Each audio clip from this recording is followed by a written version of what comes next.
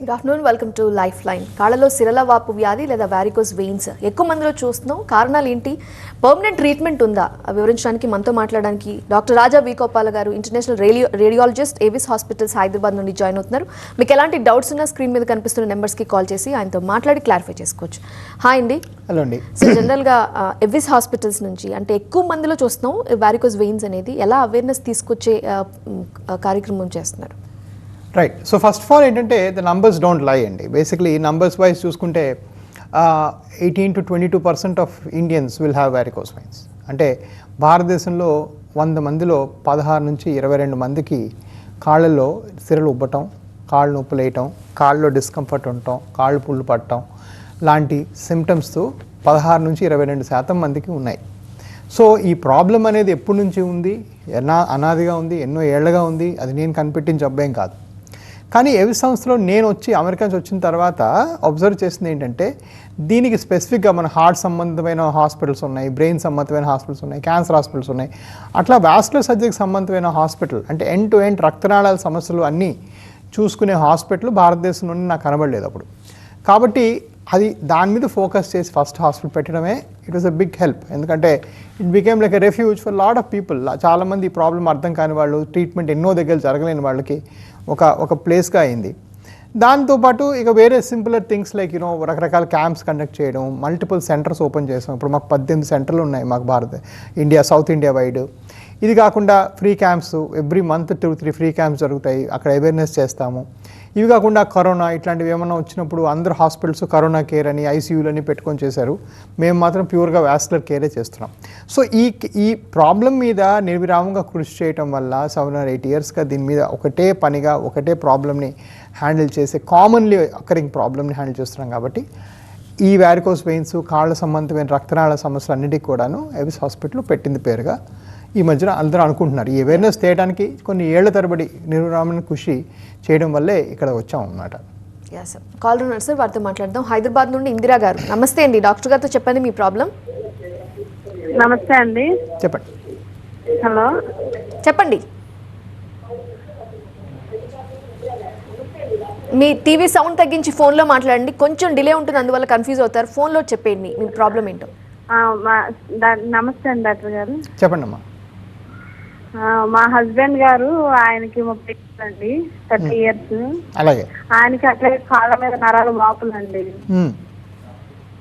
Right. So basically కాళ్ళ మీద నరాలు ఉబ్బటం, ఇవి అంటే ఈ నరాలు అనకూడదు, యాక్చువల్గా వాటిని సిరలు అనాలి. అంటే రక్తనాళాలు అవి. యాక్చువల్గా మనం చూస్తున్నాం నరాలు అంటున్నాం, కానీ ఆ నరాలు అనేది కామన్గా వాడే పదం. యాక్చువల్గా మనం వాడాల్సిన పదం సిరలు, to be fair. But anyway, ఈ సిరలు వార్చడం అనేది ఒక వాస్కులర్ సమస్య అని ఇందాక చెప్పినట్టుగా. సో మా ఏవిస్ సంస్థ దీని మీద స్పెషలైజ్ చేస్తుంది. వారిని మీరు ఒకసారి తీసుకొని రండి. మేమేం చేస్తామంటే అందరికీ వచ్చిన వాళ్ళు ప్రతి ఒక్కరికి నిల్చునే పొజిషన్లో స్కానింగ్ చేస్తాం. ఈ నిల్చునే పొజిషన్లో స్కానింగ్ చేస్తే ఏంటంటే ప్రాబ్లం క్లియర్గా ఐడెంటిఫై అవుతుంది. ఐడెంటిఫై అవడం వల్ల దానికి ఈజీగా తగ్గించే మార్గం చెప్తారు. రైట్ అండి. మరో కాలర్తో మాట్లాడదాం. భువనగిరి నుండి రాజలక్ష్మి గారు. నమస్తే అండి.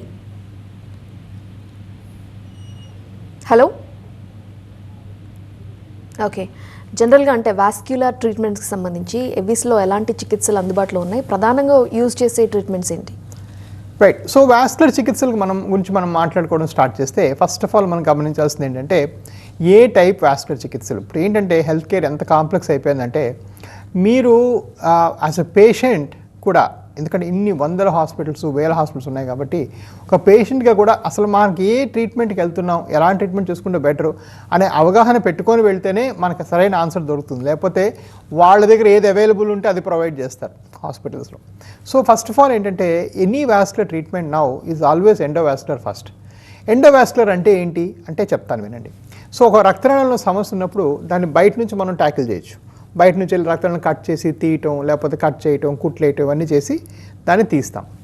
ఇప్పుడు అలా చేయకుండా ఇప్పుడు ఏం చేస్తున్నామంటే ఆల్ వాస్కులర్ సమస్యలకి ఎండోవాస్కులర్ అంటే ఈ రక్తనాళం లోపలికి వెళ్ళి ఆ లోపల నుంచి ఈ వెయిన్ని లేకపోతే ఆర్టరీని రిపేర్ చేయటమే endovascular procedure. So first of all మీరు గుర్తుపెట్టుకోవాల్సింది అంటే ఎనీ వాస్కులర్ సమస్య, బ్లాకేజెస్ కానీ లేకపోతే అంటే ఫస్ట్ ఇది కృత్రిమ రూపంలో లోపల నుంచి ఆ వెసల్ లోపల నుంచి చేసే అవకాశం ఉందా డాక్టర్ గారు, లేదా?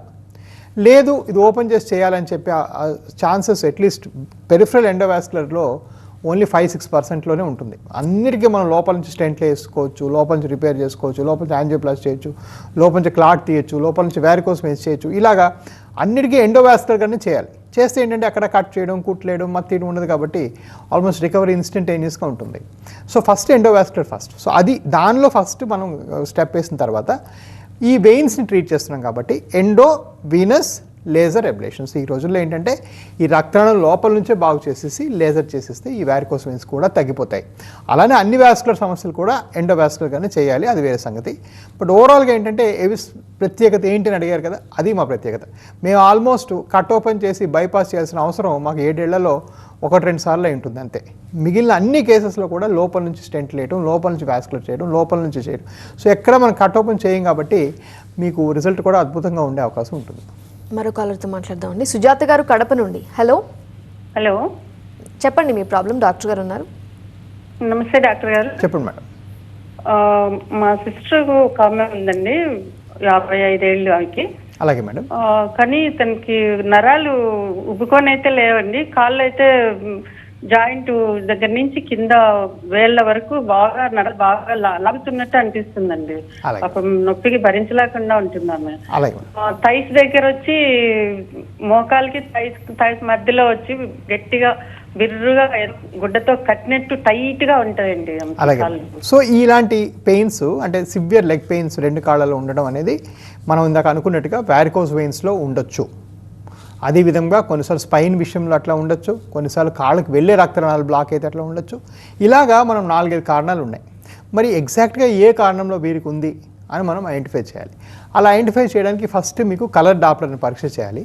మా ఏవిఎస్ సంస్థలో అంటే మా దగ్గర ఉండే మా బ్రాంచెస్ అన్నింటిలో కూడా ఈ నిల్చుకొని చేసే ఈ కలర్ డాప్లర్ అయితే పరీక్ష ఉంటుందో అది మేము ఫ్రీగా చేస్తాం, ఎందుకంటే మాకు వచ్చే లోడ్ పేషెంట్ లోడ్ చాలా ఎక్కువగా ఉంటుంది కాబట్టి. But having said that me particular question నేను ఆన్సర్ మీకు ఈ జబ్బు అనే ఫోన్లో చెప్పే అవకాశం లేదు. అట్ ద సేమ్ టైం ఇక్కడ ఒక మంచి టేక్ హోమ్ పాయింట్ ఉంది.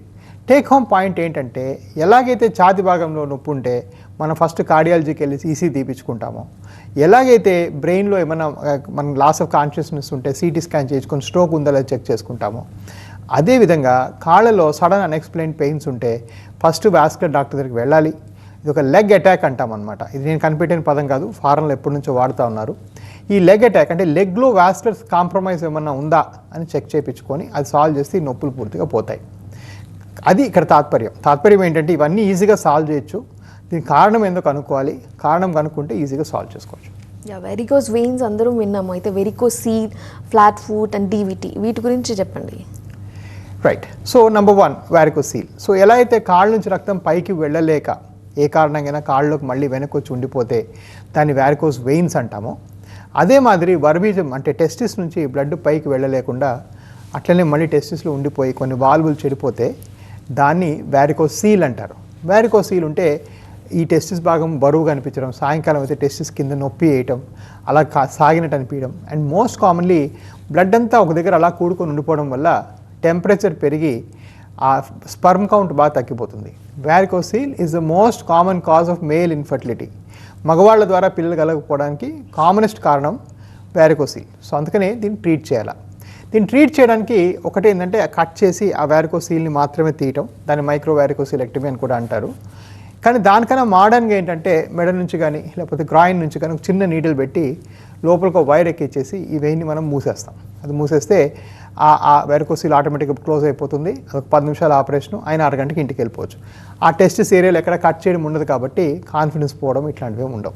సో ఇది చాలా ఇంపార్టెంట్. ఈ వారికోస్ సీల్ కూడా వారికోస్ వెయిన్స్కి ఈ టెస్టిక్యులర్ కౌంటర్ పార్ట్ అని చెప్పుకోవాలి. అండ్ దీన్ని కూడా కంప్లీట్గా ట్రీట్ చేయొచ్చు. ఇక మూడోది వచ్చేసి డీవీటీ. సో ఎలాగైతే మనం ఇప్పుడు దాకా చర్మం కింద ఉండే కొన్ని సూపర్ఫిషియల్ వెయిన్స్ గురించి మాట్లాడుతున్నామో, వాటిలో కవటాలు చెడిపోవడం దాన్ని వారికోస్ వెయిన్స్ అంటున్నాము. అదే మాదిరి మనం కండరాల లోపల కొన్ని వెయిన్స్ ఉంటాయి, దాన్ని డీప్ వెయిన్స్ అంటారు. అది ఏ కారణంగా సరిగా పని చేయకుండా అది బ్లాక్ అయిపోతే దాన్ని డీబీటీ అంటాం. డీబీటీ కూడా ఒక problem. DBT actually is a major problem. And చాలాసార్లు ఆ డీబీటీ వస్తే ఆ క్లాట్ హార్ట్కి పోయి హార్ట్ బ్లాక్ అయ్యే అవకాశం కూడా ఉంటుంది. సో ఈ డీబీటీ ట్రీట్ చేయడానికి చాలాసార్లు మందులు పెడుతుంటాము, కానీ యాక్చువల్గా ఫస్ట్ 6 వీక్స్లో కానీ దొరికితే ఈ డీబీటీకి లోపల క్యాథెటర్ పెట్టి ఆ క్లాట్ ముక్కల్ని బయటికి తీసేసేయచ్చు. అదే 6 వారాల తర్వాత కానీ చూస్తే ఆ వెసల్ సన్నగా అయిపోతే ఆ ఏరియా అంతా స్టెంట్లు పెట్టి నార్మల్ చేయొచ్చు. గుర్తుపెట్టుకోండి, డీవీటీ కరెక్ట్గా మందులు ఇచ్చినా కూడా 30 to 40% పేషెంట్స్కి కాళ్ళలో వాపు నలుపు అని పర్మనెంట్గా ఉండిపోతాయి. దాన్ని పోస్ట్ థ్రాంబోటిక్ సిండ్రోమ్ అంటారు.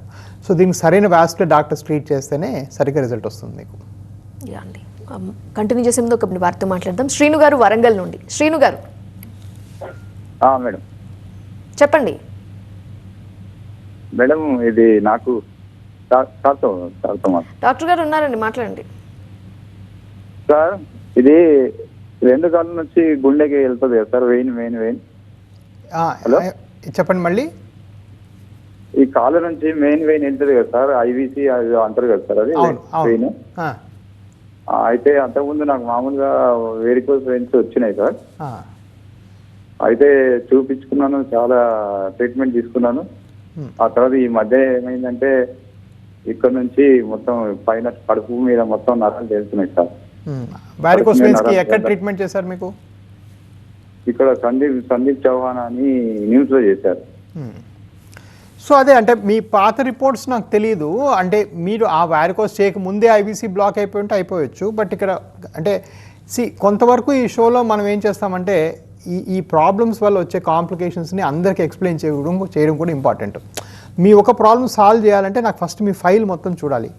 బట్ మోటమోటా ఏంటంటే బేసిక్గా వారికోస్ వెయిన్స్ నెగ్లెక్ట్ చేస్తే, అంటే ఈ బయటకి ఇలా కనిపించే వెయిన్స్ని కానీ వదిలిపెడితే దీని లోపల క్లాట్స్ డెవలప్ అయ్యి ఇవి లోపలికి వెళ్ళి డీప్ వెయిన్స్ని బ్లాక్ చేస్తాయి. ఆ డీవీటీ కాస్త పైకి గుండె మార్గంలో పోయినప్పుడు కొన్నిసార్లు గుండెలో క్లాట్ వెళ్ళొచ్చు, లేదా కాళ్ళకి గుండెకి కనెక్ట్ చేసే ఐవీసీ అంటే ఇన్ఫీరియర్ వెనా కేవా అని ఒక పెద్ద పెయిన్ని బ్లాక్ చేసేసేయచ్చు. సో ఏదైనా జరగచ్చు. అలా జరిగితే యూజువల్గా పర్మనెంట్, దాని తర్వాత ఇంక ఎప్పటికీ బాగా కాదు.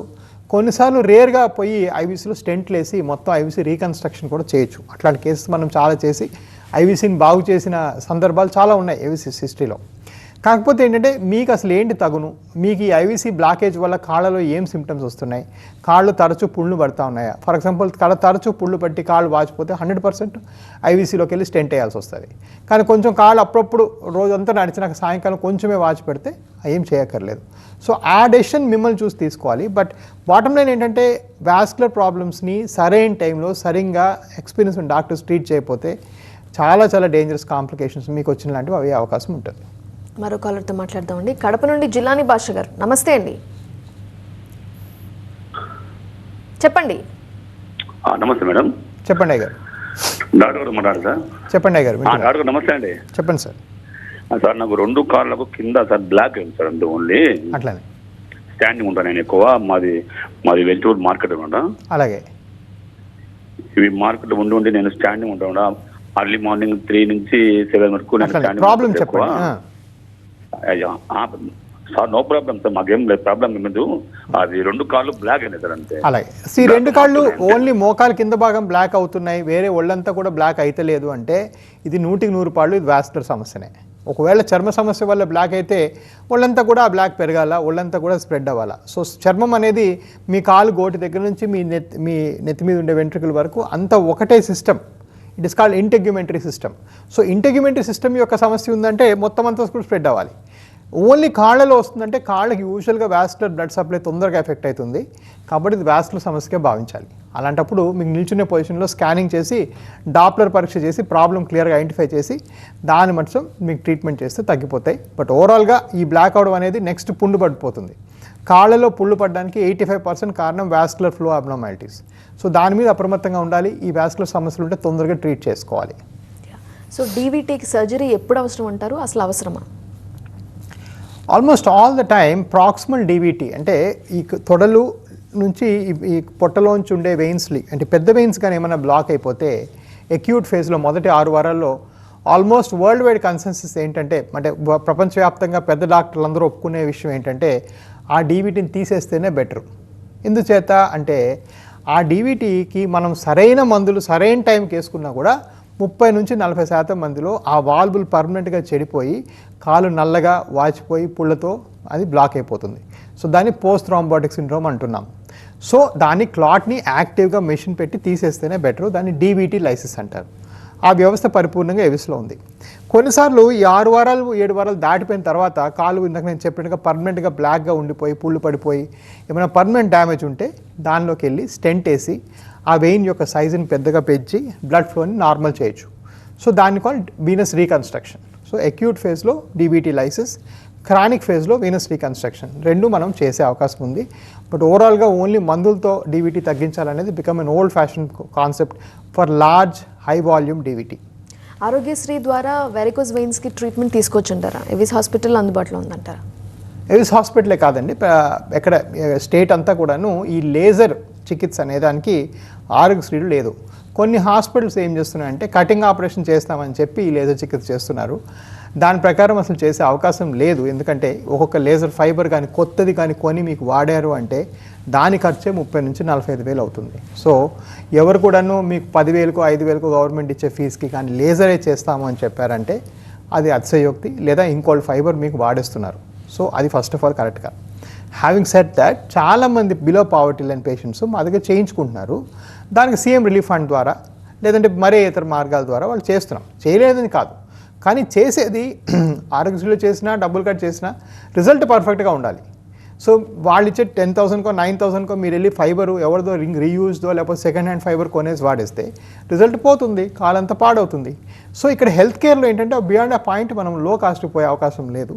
కానీ డెఫినెట్గా వాళ్ళకి చాలా రకాలుగా వేరే విధాలుగా మనం సీఎం రిలీఫ్ ఫండ్ ద్వారా కానీ వేరే ఇంకో పద్ధతుల ద్వారా కానీ చేసి తగ్గించే అవకాశం ఉంది. ఎనీ హెల్త్ ఇన్సూరెన్సెస్ యాక్సెప్ట్ చేస్తారా?